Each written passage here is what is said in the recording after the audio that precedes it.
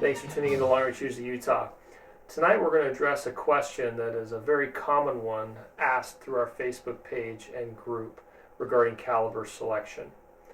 Now, I think most people get into long range shooting a lot the same way that I did. Basically, I grew up shooting and hunting and finally decided, you know what, I see these military movies, I see these guys making these crazy amazing shots at great distances. I want to learn how to do that. Naturally, the first place you go to research those things is military snipers.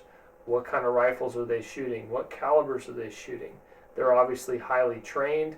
How can I get myself similar equipment and be able to, perform these same amazing shots that they do? With that in mind, I think a lot of newer shooters or shooters that are new to long range come into our group seeking more information and seeking to learn how to do these things, and they're very surprised to see that the cartridges that they researched that the military used are not always the same that the guys in our group are shooting. Now, in particular, the 308 Winchester and the 6.5, whether it be a 6.5 Creedmoor, 260 Remington, or 6.5x47, is the one we most commonly see questioned. So we have guys coming in saying, hey, why should I get a 6.5 over a 308? Well, there's a lot of reasons why. For one, there's no perfect tool for every scenario.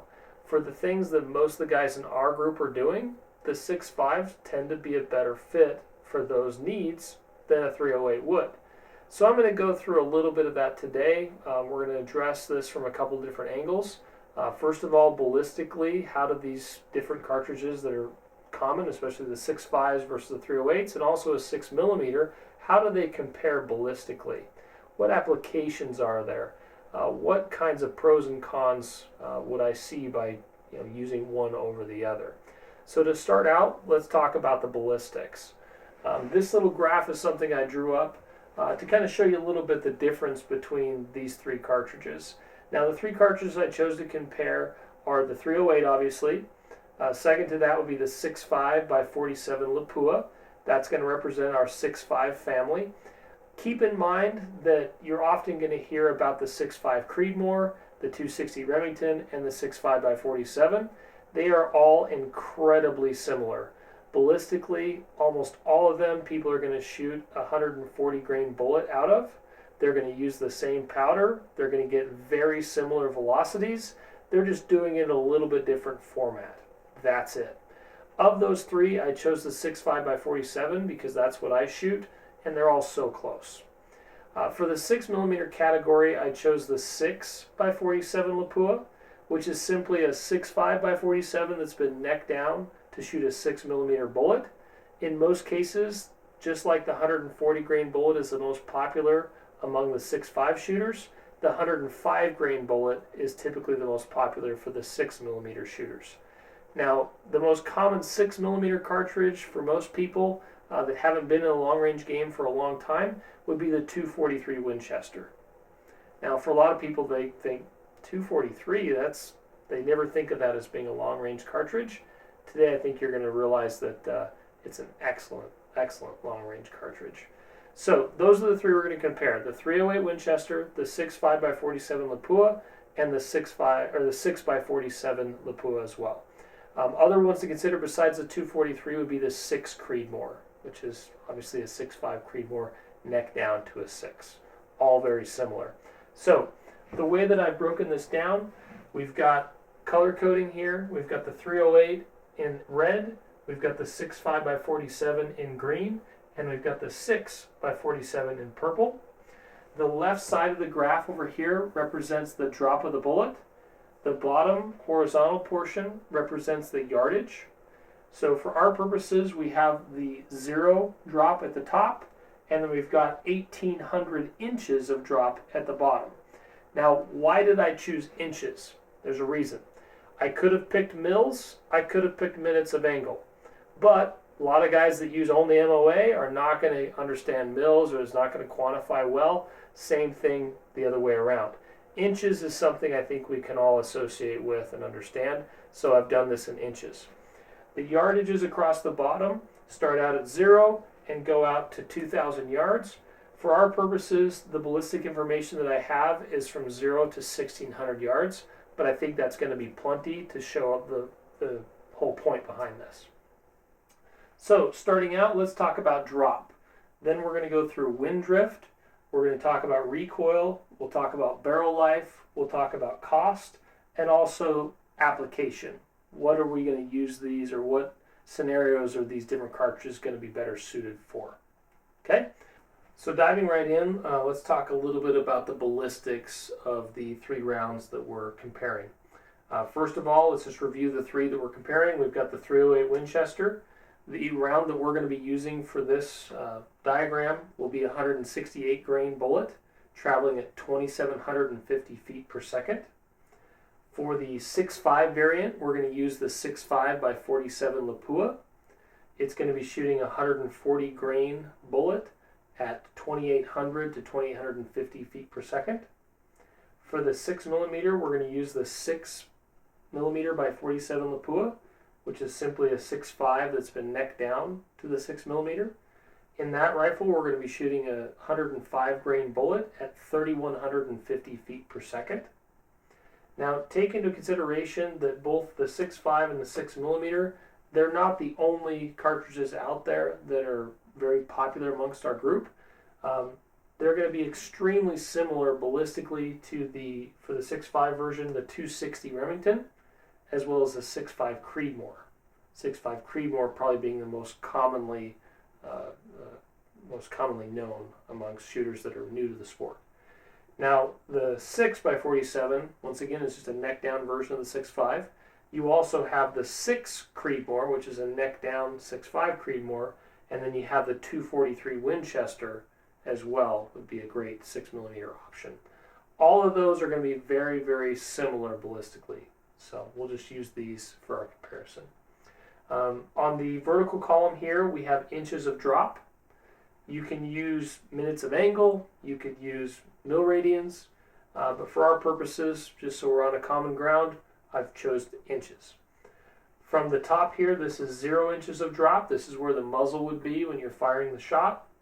And then as it proceeds out to the right, this horizontal column or horizontal row represents the yardage. So I've got 200 yards, 400 yards, 600 yards, all the way out to 2,000 yards. Inches of drop, we have 0 at the top, with 1,800 inches of drop over here at the bottom. As we look at these 3 cartridges, I've color-coded them to make it a little easier. I'm going to go ahead and just start out here at 1,000 yards. So at 1,000 yards, our .308 is going to have 344 inches of drop. Our 6.5 is going to have 286 inches of drop. And the 6mm is going to have 218 inches of drop. So you're already starting to see those differences at 1,000 yards. Moving on to 1,200 yards, which is typically about the maximum distance that you'll see at tactical matches. You don't typically see it too much further than that. You're going to see the .308 drop 567 inches, the 6.5 441 inches, and the 6mm 356 inches. So you've got over 100 inches of drop difference between the .308 and the 6.5 and the 6.5 and the 6mm. I would bet that most newer shooters are going to be very surprised by that data, that it's that significant of a difference between those 3 rounds. Now, as you think about it, clearly you're shooting a much bigger bullet and you're shooting it slower. So it shouldn't come as a surprise that the drop is that considerable, but I think it's still going to be impressive for a lot of newer shooters. As we move on out here, we'll go to 1,400 yards. At 1,400 yards, the .308 is going to have 884 inches of drop. Once again, almost a little more than 100 inches less drop would be the 6.5, and once again, even more than 100 inches less than that would be the 6mm. Moving out to our max distance for this comparison at 1,600 yards, you've got 1,320 inches of drop in the .308. You've got 1,160 inches of drop in the 6.5 and 800 inches of drop in the 6mm. Another important portion of this to consider would be at what point the velocity of the bullet is going to drop to such a level that it's going to go through what we call the transonic phase. So at about 1100 feet per second is typically when the bullet is going to transition from being supersonic to subsonic. When that happens, there's going to be some effect on the bullet. As that continues to slow down, the bullet's going to lose even more and more stability until it becomes less and less accurate. So you want to take into account where that transonic zone begins or where it's going to go through the sound barrier, because after that point, you could potentially start losing significant stability and losing accuracy. With these 3 cartridges, it's important to note that the 308, given the bullet we're shooting and the speed we're shooting it at, is going to go through the sound barrier and go transonic at 1,350 yards. Okay? The other 2 bullets, the 6.5 by 47, is going to go transonic at about 1,700 yards. And the 6mm is even beyond that. So another thing to take into account, the faster speed, flatter shooting is going to allow you to stay supersonic longer and therefore have greater accuracy at those greater distances. Moving on to wind drift now. That's also a factor that we need to consider. If we're shooting typically in a tactical match, your targets are going to be anywhere, let's say at 1,000 yards. Matches that I've shot in, your 1,000-yard targets are typically going to be anywhere from 12 to 18 inches wide. If you've got that significant of a difference between the different calibers, that could be the difference of aiming 1 target right to aiming 4 or 5 targets to the right to compensate for the wind. It's going to be a lot easier if you have a smaller margin of error. So as we look at these, the comparison that I did here for the 3 calibers would be at 1,000 yards, 1,200 yards, and 1,500 yards with a 10-mile-an-hour full value wind. Full value meaning that it's coming directly perpendicular to your shot, so directly from the 3 o'clock or the 9 o'clock position, and having the fullest effect on your bullet. For the 308 at 1,000 yards, you're going to see roughly 59 inches of drift in a 10-mile-an-hour wind. At 1,200 yards, you get 90 inches of drift, and at 1,500, you've got 153 inches of drift. That's a ton. If we look at the 6.5 by 47, in comparison, you've got 54 inches of drift, 82, 139.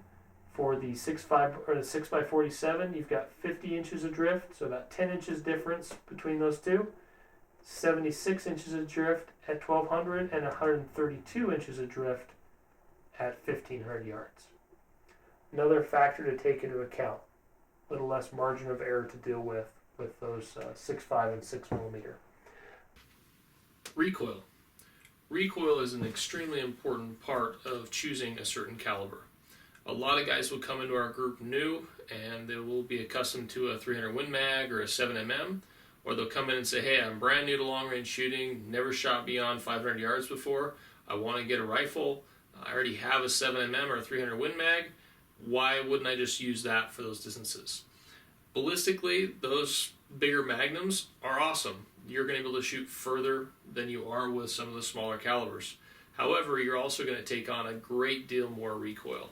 For a new shooter especially that isn't trained on the fundamentals of how to manage that recoil, how to stay on target, how to be able to get back and spot their own shots, it's really going to be a detriment to the shooter. That's another big reason why guys that are in the long range game will gravitate towards the 6.5 by 47 or the 6mm cartridges, simply because the recoil is so much more manageable. Even within the precision rifle series, there's been a kind of an exodus, if you will, away from the 6.5 into the 6mm. They're both very, very popular, by far the 2 most popular rounds in the series. However, the 6mm is gaining a lot more ground of late because of that reduced recoil. On that same note, a lot of guys in the precision rifle series will shoot suppressed. A lot of them are now gravitating towards shooting with a muzzle brake instead. Part of that is, or the biggest reason behind that, is because of the recoil. Obviously, having a suppressor is great. If everybody's running suppressed, it's really great because no one has to wear earmuffs potentially. But recoil wise, it is not going to reduce the recoil of your rifle as much as a good muzzle brake will. So we are seeing a trend towards more folks shooting a muzzle brake than even shooting suppressed, because they want to be able to, spot their own shots. They want to be able to watch the trace of their bullet, right from when they fire all the way into the target, so they can make a better follow-up shot. So recoil is a very important piece of this equation. In that particular scenario, the 6mm is definitely the champion. It's going to have a lot less felt recoil than even the 6.5 and definitely the 308. Moving on to barrel life. This is another important thing to consider, and really one of the key areas where the 6mm and the 6.5 are going to have a disadvantage to the 308. So this is one area where you might recommend that a newer shooter go with the 308, especially if they're on a tight budget, which a lot of shooters are. By and large, people don't get into this sport and just have all the money in the world to blow on the fanciest equipment. Most of us, it takes years and years and years of saving and scrimping and selling things and buying things to order to get the quality equipment that we're looking for. So with that in mind, when you're shooting a 308, you're looking at as much as 5,000 to even more than that when it comes to rounds down the tube before you start losing accuracy. Now, this barrel life question may come as a surprise to some newer shooters. I think a lot of them are very surprised to hear that, wait a minute, you can wear out a barrel? I figured a barrel would last forever. Not the case at all. As you get more into the sport, you're going to learn that the barrel is a consumable. It's no different than powder, bullets, anything else. It wears out and has to be replaced. And depending on what cartridge you choose, it's going to wear out faster and need to be replaced sooner than others. With that in mind, the 308, once again, you can get roughly about 5,000 rounds, sometimes even more, out of a 308 barrel before you start seeing a dip in accuracy. Now, these numbers are a little bit arbitrary because one person's dip in accuracy is not another person's, so it really depends. Also depends on how hot you're pushing your load. Basically, what's causing these changes in barrel life is the amount of pressure and temperature at the throat, right where the bullet comes out of the case into the rifling. Right there is where it's going to slowly deteriorate and break down and eventually erode enough that you're going to start to lose accuracy. So depending on how hot you're shooting those rounds and what you consider to be, a acceptable amount of accuracy, it's going to make these numbers change. But for our sake here, 5,000 rounds to the 308, roughly the 6.5s, no matter which one it is, are typically going to get around 2,500 rounds. I've heard of guys getting as much as 3,500 rounds. Like I said, it just totally depends on those factors we just discussed. For the 6mm, it's the clear loser in this category with about 1,500 rounds down the tube. So if you're going to shoot the 6mm like a lot of the guys do in the precision rifle series and in tactical matches, they're typically looking at replacing barrels pretty often. In fact, they'll usually buy several of them, have them all chambered, and just have them ready where they can install them and off they go. So something to keep in mind there for newer shooters. That would be a good reason why I would tend to suggest somebody go with a 6.5 versus the 6mm for their first rifle, or even the 308. Moving on to cost, what we just discussed falls right in line with that. If you're a new shooter, maybe you're in college, maybe you got a young family, don't have a lot of extra funds on hand, then getting a 308 may not be a bad choice. You're not going to have as flat a shooting as rifle. You're maybe not going to be able to reach out to as great of a distance accurately, but you're going to be able to get a lot of rounds down that barrel before you've got to spend $350 for a new barrel and another couple hundred to have it installed. As far as ammo goes, I didn't go through and break down how much it costs. Generally, the 6mm bullets are going to be a little cheaper. They're obviously a lot smaller. And then the 6.5 and the 30 cal, they're going to be all pretty close. So that's not a huge factor to consider there. Most of these are going to use right around 40-something grains of powder. So that's not a big significant reason there.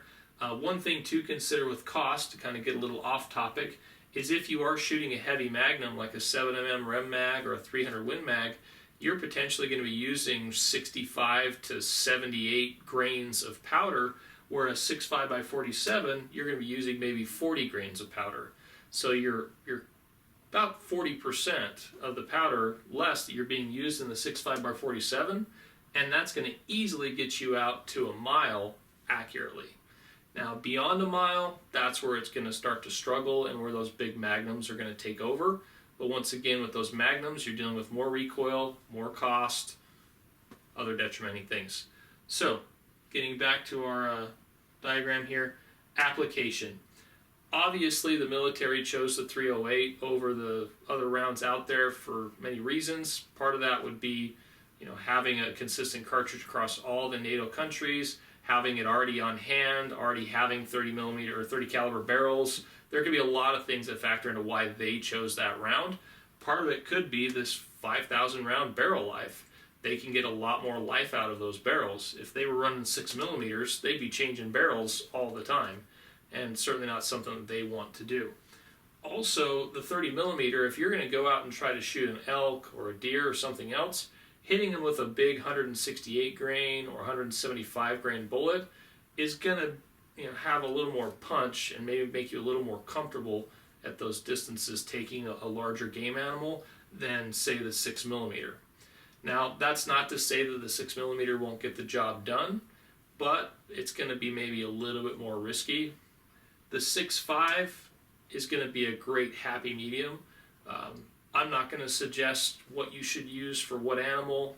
Everybody has their own opinion on that, but there are a lot of guys that are using the 6.5 for big game, even as large as elk, with success.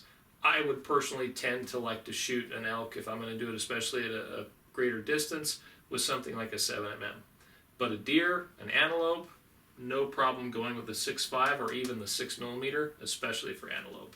So another thought that comes into play when you're talking about application. Once again, part of that application question is most of the guys in our group are going to be shooting tactical matches where the distances aren't going to be beyond 1,300 or 1,400 yards, so they don't need a big magnum. They also want to be able to have a quick follow-up shot. You're normally going to shoot 2 rounds at each target or 3 rounds at each target. So having something that's going to have a lot less recoil where you can see those shots is important. Also, because you do not have a spotter. Your range officers are not allowed in most competitions to tell you where you missed or where you impacted. They're just going to tell you whether you hit or whether you missed. So being able to spot your own shots is incredibly important, and therefore the 6 millimeter is going to be the champion of that because of the reduced or the less recoil that you're going to have. Another thing to consider here, all of these rifles are short actions, which is going to be a little more conducive to a tactical style match where the speed of running the bolt is important. So that's something to consider. All of these do have that, so that would just be an advantage between these rounds versus something like a 7mm Rem mag or a 300 Win mag. Well, I hope we've covered most of the things that are important in the video here. A couple of resources that you can go to learn more. AccurateShooter.com is an excellent resource. If you look along the left-hand side of their page, it's got a lot of these cartridges listed, and it'll go into great detail as far as where to get brass, what great loads are, ballistically, how these different cartridges perform, who uses them, what are good applications for them. They go into a great amount of detail, and you can trust that information is very, very good, very accurate. So that's one great website I'd invite you to visit. There's information as well on the 308 on there. The other one would be the Precision Rifle blog. The neat thing about this is the Precision Rifle blog will go in and basically do surveys of the top shooters or all the shooters in the Precision Rifle series and tell you what they're using. So how many are using a 6 millimeter versus a 6.5 versus something else. What scopes or optics they use, what barrels they use, and so forth. So it's kind of a neat way to figure out what people like and what they don't and what the trends are. Sometimes those are just preference, but most of the time it's based off of what they're seeing is working the best. One trend you will see that kind of goes along with our topic is a lot of guys are going with a overboard magnum in a 6.5. So they'll do a 6.5 short action ultra mag, also called a 6.5 SOM, and that's basically going to take and give you 6 millimeter speeds, but out of a 6.5 bullet, which has a higher ballistic coefficient. So you're going to get an even better trajectory here with that. But, like we talked about in the beginning, there's no clear advantage to any one particular round. They're all going to have their pros and their cons. The con of the 6.5 Ultra Mag, short action Ultra Mag, would be barrel life. You're going to have even a significantly lower number of rounds down the tube before you have to replace that barrel. That's not typically a problem for the guys shooting them because they're sponsored or they're doing enough shooting. They don't care to buy it if they have to buy a barrel, every few months or every 6 months or every year. So something also to consider. That also applies to the 6.5 284, which is a 284 neck down to a 6.5. You've got amazing speeds out of that, but your barrel life is going to be down in the triple digits, so 700 rounds, 800 rounds, and you'll be replacing the barrel. You're probably going to spend at least 100 or 150 rounds just getting your load developed for the gun, and you've already gone through 20% of your barrel. Well, I hope you enjoyed the video. We certainly appreciate you watching. If there's other topics that you'd like us to address, feel free to leave comments and send us messages. You can also email us at Bryce, it's BRYCE, at longrangeshootersofutah.com, and we'll be happy to address those questions as time allows. A couple other things I wanted to address, one of those being the major problem we have within our sport of trigger trash. Not so much folks within our group, but just the shooting community in general. When you go out to public land to go shoot, inevitably you're going to see trash everywhere, whether it be spent shell casings, like shotgun holes, for instance. But more than that, the toilets and the TVs and the VCRs and the couches and things that people take out to the boonies and dump and then shoot up and burn and literally just make a huge, huge mess. Our sport is already under enough attack as it is out there with the media these days. Doing things like that is just going to further perpetuate the problem. We need to be on our absolute best behavior. Our mission statement with Long Range Shooters of Utah is to be ambassadors for shooting sports at all times. I would encourage all of you to do the same. If you do find trigger trash out and about when you're out shooting or enjoying the outdoors, please take pictures of it. Go ahead and clean it up. Take pictures of the cleanup that you did, kind of a before and after. If you email those over to us, once again, at my email, bryce@longrangeshootersofutah.com, we'll send you out a free sticker. This is a way to help promote taking care of our public lands. If you can get together with your local Forest Service, your BLM, DNR, and talk with them about organizing cleanups, we'd love to send you out some free gear and support you in any way we can to make sure that we keep our public lands clean.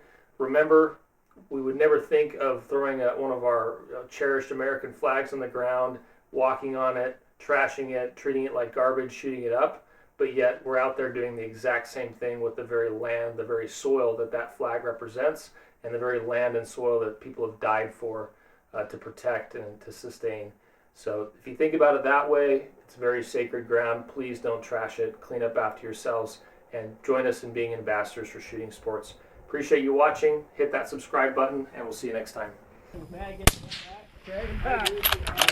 Come down. How many on this one? 3. 6. 3. Get back.